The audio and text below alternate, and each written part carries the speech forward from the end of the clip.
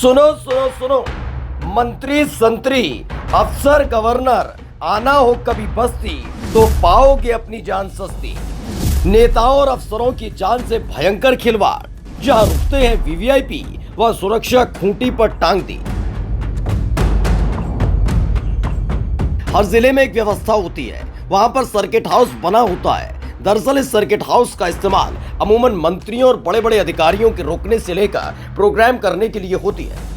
लेकिन जिस circuit house में मंत्री रुकते हैं, बड़े बड़े अधिकारी रुकते हैं, उसी सर्किट हाउस में कभी भी बड़ा हादसा हो सकता है और जितने जिले के अधिकारी हैं वो सिर्फ मुंह ताकते नजर आएंगे।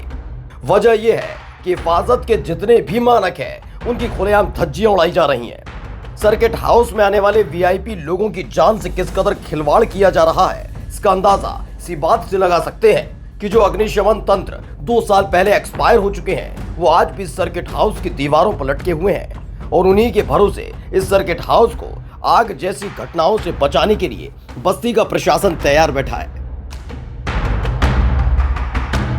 अब जो भी फायर एक्सटिंग्विशर सब में मीटर लगा होगा, अगर मीटर लगा है तो उसकी जो सुई है बीच में है हरे कलर पर, उसके बीच में, तो इसका मतलब वो कार्यशील है।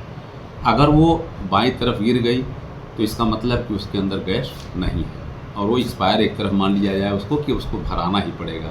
बाकी उसका रिफिलिंग डेट लिखा होता है, ड्यू डेट 1 साल का है कि 3 साल का है, जितना भी लिखा होगा डेट, अगर उस डेट से ऊपर जा रहा है वो तो इसका मतलब वो एक्सपायर हो गया है। हर सिलेंडर पर अगर वो भरा हुआ है तो उस पर refilling next due date of refilling लिखा होता है, उसके बाद उसको भरा देना चाहिए। उसी के अंतर 1 दिन पहले तक हो जाना चाहिए, नहीं तो चले कि न चले इसकी जिम्मेदारी नहीं रहती है। मान लिया जाता है कि वो प्रयोगशील नहीं होगा।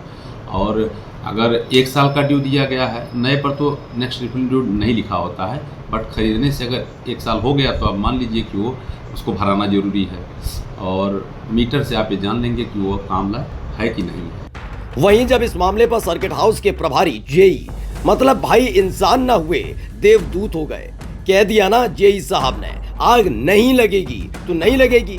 यही नहीं, दावा ये तक करने लगे कि ऐसे यंत्रों में कोई गैस होती ही नहीं है, यानी ये दिखावा है, दिखावा। तो किसी भी इमारत में, सरकारी हो प्राइवेट हो, जहाँ भी है, अगर फायर एक्सटिंग्विशर लगा है और उसका अगर वो मीटर जो है रेड पर चला गया तो उसको भरवा देना चाहिए, दोबारा उसको जो है रिफिल करा के सही है। इसका जिम्मेदार कौन है? अगर वो नहीं बदलवा रहे हैं, फायर सिस्टम अगर उनका एक्सपायर हो गया फिर भी वो अनवरत इसी तरीके से लगा हुआ है, दीवारों पे लटक रहा है 130 बन के, इसका जिम्मेदार कौन होगा? क्या आपका विभाग होगा या जिस संस्थान में लगा वही होगा? नहीं, देखिए ऐसा है कि हमारे विभाग से भी चेक किया जाता है संस्थानों को, जिसको भी जैसे भी है, तो पहले किसी को एनओसी देना तो उसका तो चेक होगा ही होगा।